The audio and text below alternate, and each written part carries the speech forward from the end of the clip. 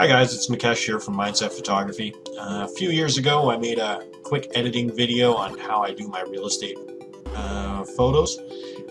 Things have changed over the last 4.5 years, and I just wanted to go through an updated version of my editing workflow. So I've got a house here, just imported them in. I'm still using in here, you'll see a saved preset. I'm using the On One Perfect Presets Volume 3, and on import I just use their auto tone preset, as you see up here. And I find it gets me pretty close to the white balance and such that I'd like. I am shooting with the Nikon D810, shooting in RAW with auto white balance, and as you know, you can correct your white balance in Lightroom afterwards. But I find this preset from On One Perfect Presets works pretty good for my general start. So here we go. I'm just going to click the Develop tab. And I've got a pretty basic bedroom shot here, but I'm going to go to this living room shot. Not going to go through all the images, just a few select ones here. I've created, in my previous tutorial, I had, I'd drop my highlights down to 100, boost my shadows up pretty high. I wouldn't touch clarity or vibrance or anything, but I've changed those things around a little bit. Every room is going to be different, so you've got to be aware that just because you use a preset, you might still have to make some tweaks. I've created several presets here, a corrections preset. These are for my interiors. If I'm doing panoramics and I just want to kind of touch up the photos before I import them into my panoramic software, I have a preset for that. This is just my general exteriors, and then if for some reason I'm doing a fisheye panoramic, I have a separate preset for that as well. But we're going to click my corrections preset here, and you're going to see it's boosted the exposure by 0.3, increased the contrast plus 35, highlights have dropped by 75, shadows up 25, the blacks plus 10, and then I've added some clarity, vibrance, and saturation. We're going to scroll down to the bottom here. Love this from Lightroom, the lens corrections.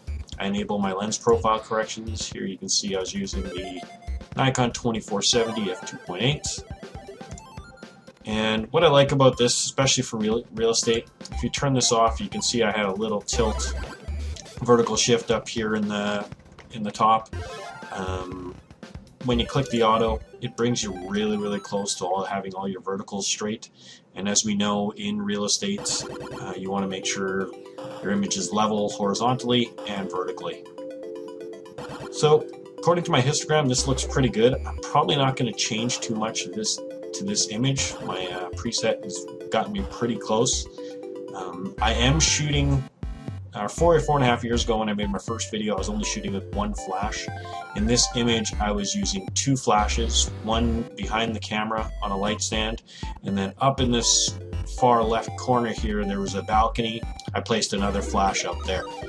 Now, I still try and get my images to look as good as possible in camera.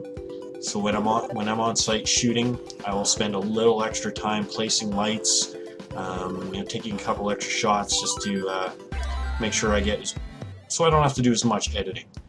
The windows, yes, they are blown out, but I still retained the detail in the frames. There wasn't much of a view, and actually the request of the realtor was to blow out the windows a little bit more. So here, this image with these presets, pretty happy with those. I'm gonna 5-star that one when I'm done. And then let's move on to this master bedroom shot here. Now, a few things in this shot. It's a little cold. They wanted these windows blown out again. I did add a second flash. You can actually see a little piece of my light stand here. I had a flash on the door frame behind me. And we're gonna hit my corrections preset and see what that does. And gets me pretty close. It's still a little cooler than I'd like, but overall the exposure for a real estate photo is good. I'll always play around. I don't trust this lens corrections thing 100%. Make sure, even if you have it on auto, just double check things. Like you can see here, when it's on auto, things didn't seem perfectly straight. I used the level, it changed slightly, and it looks pretty good. So I'm gonna go once again in On One's Perfect Presets Volume 3. Their white balance preset seems to be pretty decent. I'm gonna click that, and actually we're gonna scroll up here and see what that does. Look at the, and this is the nice thing about being in RAW. As you can see, actually the auto tone is slightly warmer. Kind of like that better than the cooler temp. It's your preference on if you like a cooler looking room or a warmer looking room. I'm going to click my white balance dropper up here, and I knew this was white, so I'm going to see what this does. It warms it up a little more. I like this, but it almost a little too much of a orange cast. So I'm just going to take this down to 4900 myself, and I like that. They wanted to blow these windows out a little bit more. Fine with that. Might actually bring these highlights back up as per the request of the realtor. Always speak with your realtor, find out what they want. It's not always what we want. Most of the time we do know what we're talking about, but you got to make sure your client's happy. So I'm happy with this image. My client's going to be happy. Yes, it's a little blown out here, a little brighter than I would like. What I might even do is just drop this down to 0.15 and cut it in half. Drop the exposure down from plus 0.3 to plus 1.5 or 0.15.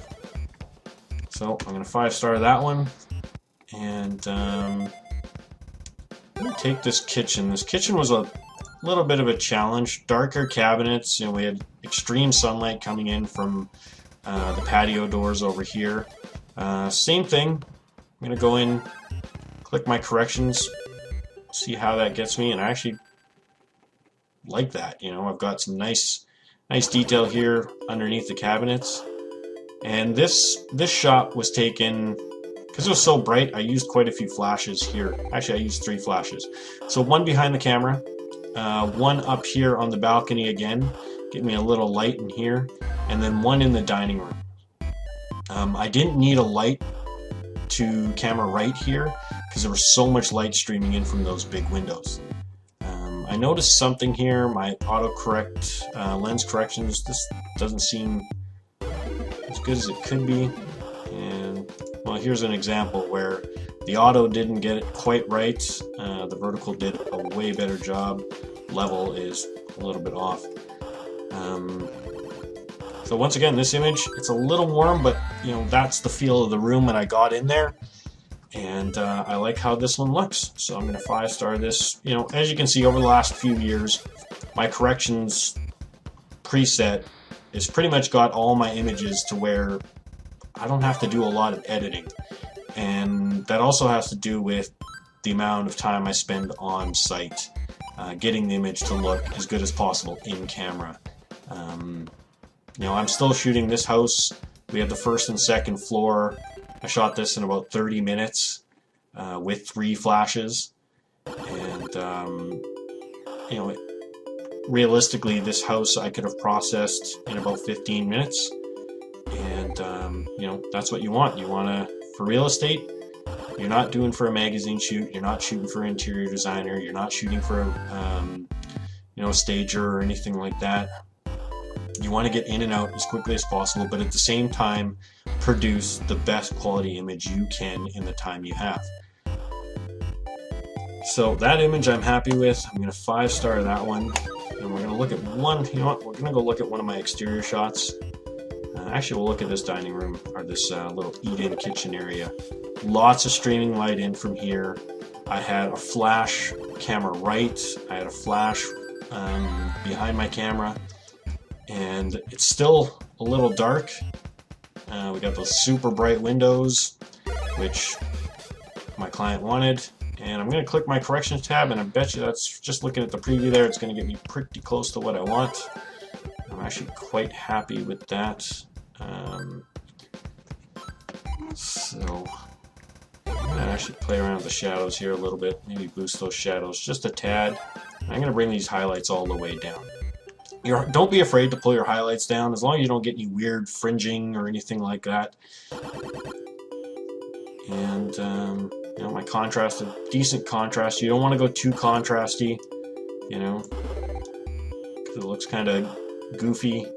I find plus 35 is good for me and my taste and my client's taste. I just actually started adding this 0.3 exposure in the last 2 months or so, and I found it I didn't have to boost shadows as much. I had to drop highlights a little more, but I like the overall look. So I'm going to 5-star that. With this exterior, I've been doing a 3-shot HDR over the last few weeks, and with a +2, -2, 3 bracketed shot, and I'm going to use the Lightroom HDR function, so you can actually go up in your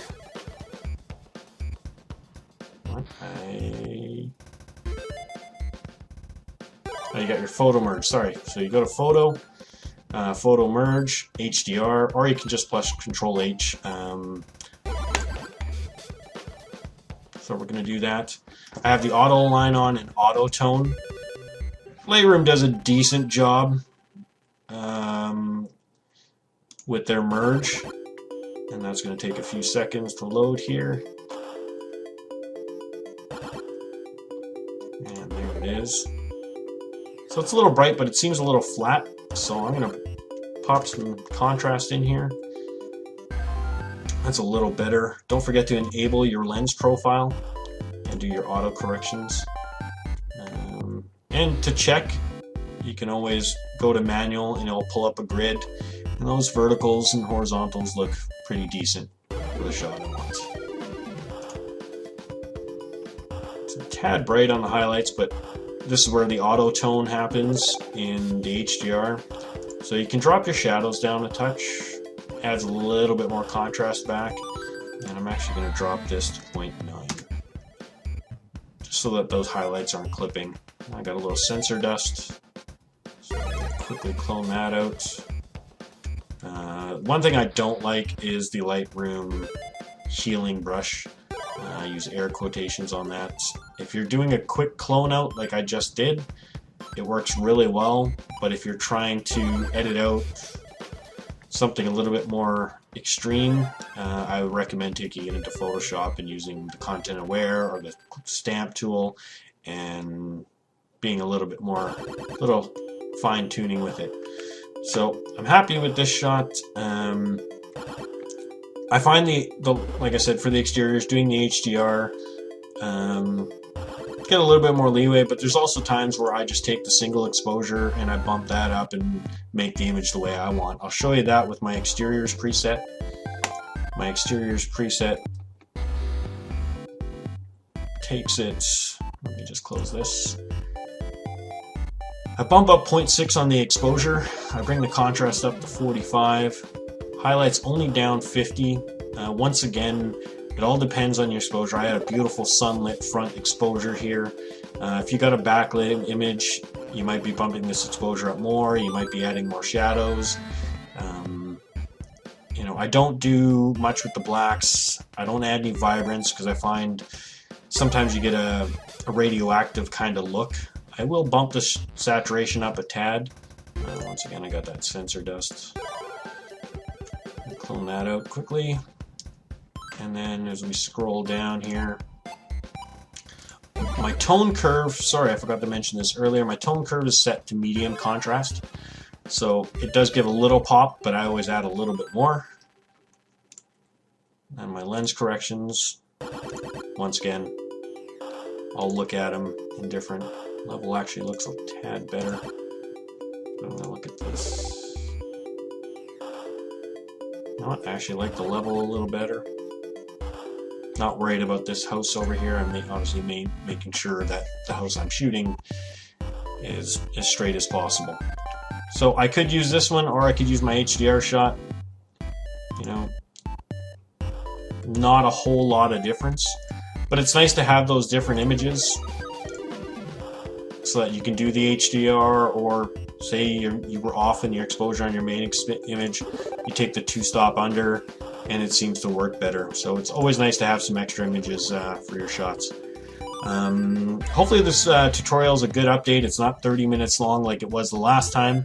If you have any questions, please comment below, or you can contact us by going to our website at www.mindsetvirtualtours.com. Thank you and have a nice day.